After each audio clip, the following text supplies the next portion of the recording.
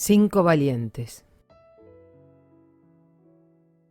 Zelofajed era un hebreo de tantos que había vivido la esclavitud en Egipto y había cruzado en seco un mar que se abrió en dos para darles paso y finalmente llevarlos hacia la libertad.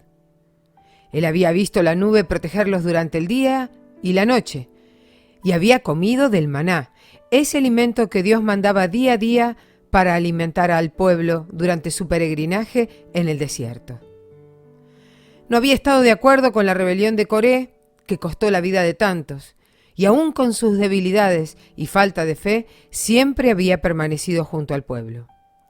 No era de las personas más prominentes, ni de la tribu más importante, era solo un galadita más.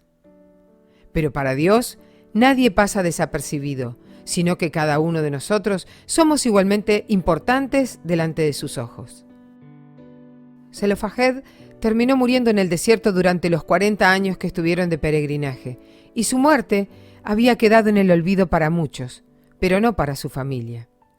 Él había tenido 5 hijas, y esa situación en ese momento representaba un problema. La mujer no tenía los mismos derechos que el hombre, y al no haber tenido descendencia masculina, toda su herencia quedaba sin destino. Solo un hijo varón y el primogénito podía hacer recibir la bendición de las tierras, y en el caso de Zelofajed, ese hijo no existía. Era una situación injusta, pero una más de tantas. Estas situaciones siguen siendo muy comunes y corrientes. Nos acostumbramos a convivir con la injusticia y con situaciones que sabemos que nos exceden, resignándonos a creer que nada puede cambiar, y terminamos creyéndonos esa mentira de que algunos nacen para estrella y otros estrellados. Pero este no fue el caso de las 5 hijas de Zelofajed. Ellas no querían que el nombre de su padre fuera borrado, porque seguramente había sido un buen padre y además era muy injusto para ellas, porque se quedaban sin la bendición solo por el hecho de ser mujeres. Lo cierto es que no era nada fácil ser mujer en ese tiempo.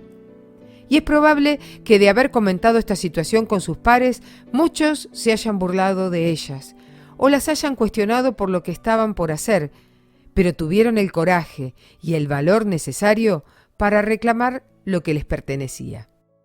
Ellas se presentaron en la puerta del tabernáculo, porque no podían ingresar, delante del sacerdote y Moisés, y le contaron su caso, y con respeto pidieron que se las tuviera en cuenta. ¿Por qué será quitado el nombre de nuestro padre de entre su familia por no haber tenido un hijo? Danos heredad entre los hermanos de nuestro padre. Esto lo podemos leer en Números, capítulo 27, versículo 4. Este vacío legal les estaba quitando sus derechos, y ellas no hicieron más que reclamar lo que les pertenecía, como aquella viuda con el juez injusto del Evangelio de Lucas. Algunos hombres de esa época seguramente interpretaron esto como un acto de rebeldía y de desfachatez. Pero ellas, sin violencia ni prepotencia, llevaron el caso a Moisés, quien, sin ningún prejuicio, pero sí con reverencia, decidió consultar a Dios. Y cuando vamos a Dios, las cosas cambian, porque Él es justo. Y Jehová respondió a Moisés diciendo: Bien dicen las hijas de Zelofajed, les darás la posesión de una heredad entre los hermanos de su padre, y traspasarás la heredad de su padre a ellas. Esto lo leemos en Números, capítulo 27, versículos 6 y 7. Estas mujeres sentaron jurisprudencia.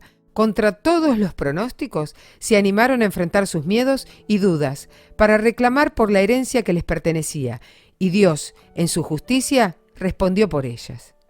La Biblia nos dice en Romanos capítulo 8, versículo 17, que nosotros somos hijos y herederos de Dios, pero muchas veces no vivimos en consecuencia de esto.